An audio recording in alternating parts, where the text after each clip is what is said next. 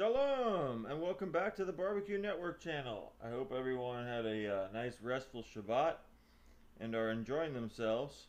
It's now the month of June, the official start of summer, although, we're excited for whatever season it is here at the Barbecue Network. All right, so a couple months back, I realized I'd seen quite a lot of Nicolas Cage movies without actually even trying, just living my life through the years. He's been such a big part of movie making since the early 80s that I figured I would try to rank all of the movies that I'd seen with him, or just discuss each movie I'd seen briefly, I guess. How I'm ranking them is, I guess, based on if I like the performance and if I like the movie, and cross-referencing those two things basically. If I like the movie a lot and if I like the performance a lot, it's higher. If I like one aspect or the other, it's lower, obviously. So it's probably going to be a several part video. I think I'll try to do 52 and up from here. So I have 52 of them ranked. There's over 80 that he's in, and he's obviously making like 8 or 9 movies a year lately, and it's really hard to keep up with the mensch. But I want to see Dog Eat Dog. I have not seen that. There's one he's in where he's a cop with Elijah Wood. I'd like to see that. One called Mom and Dad I have not seen yet. And several other movies, several dozen others. Made with John Cusack, reteaming him from Frozen. I think that might be either their first or second collaboration, regardless. Some of these movies that I've seen that I've ranked, I don't remember too much about them, but I definitely have seen, and his performance leaves a mark, as they tend to do. Let's go with the dead last. Sadly, it's a big budget movie that came out in the 90s called It Could Happen to You. Not big budget, but wide release movie. And it stars him, Bridget Fonda, and Rosie Perez. It was originally called Cop Gives Waitress $20 million tip or something like that.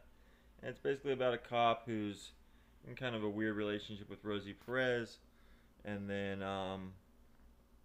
meets this waitress played by Bridget Fonda, and doesn't have money for a tip, or doesn't want a tip, and gives her a lottery ticket.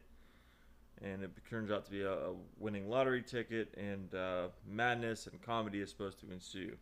I think it's really a very poor movie, and they're having him do a little bit too much in it, and it's just not working for me. I feel the movies are worse. I mean, honestly, I like that one the least, but I mean, the bad quality movies where his performances are better. So, leaving it at that, it reteams him with Andrew Bergman, who he had great success with Honeymoon in Vegas, as you'll see further down the list. I really don't enjoy that performance. I usually like Rosie Perez, and I don't like her performance in it. And Bridget Fonda is kind of just, sleepwalking in it, in my opinion. So that's It Could Happen to You. The next one is called Left Behind, and I don't recommend anyone seeing the movie. His performance is one of the, I guess, standouts of the movie, but it's a horrible movie. And he does a better performance, or more, I guess, believable in that than It Could Happen to You, which is the only reason why it's in front of It Could Happen to You. A movie, now we're getting into his kind of just, crazy movies. Rage, he's avenging the death of someone. I don't actually remember who the death of the person he's avenging. There's some trademark scenes from him in it. I believe it was a direct-to-video movie. So that's number 50, Rage. 49, Trespass. Not the Walter Hill, Bill Paxton, Ice Cube, Ice-T, William Sadler movie. Trespass is, God, it's hard to remember what this one is.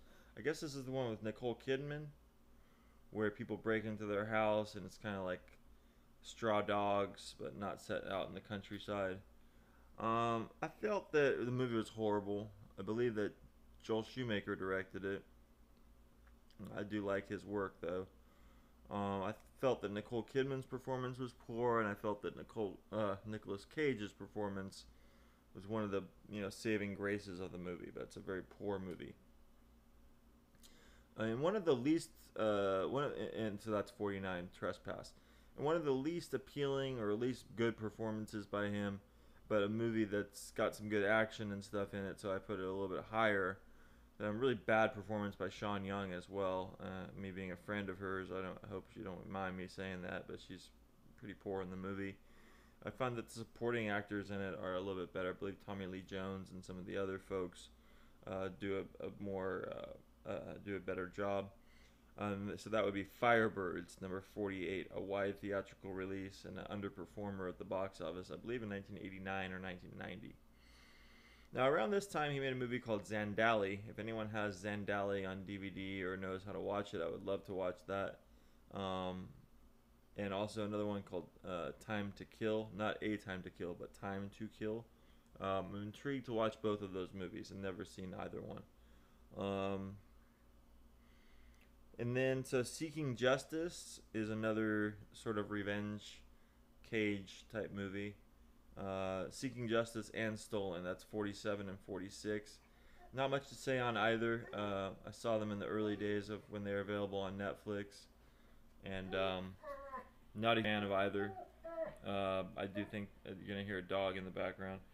I do think that his performances in both are pretty impressive, though, as bad as the movie is. 45 is City of Angels. I'm going to cut this video off and start on another one in just a second. So going into that next video, we're going to discuss City of Angels. Thanks so much. Number 45. Shalom.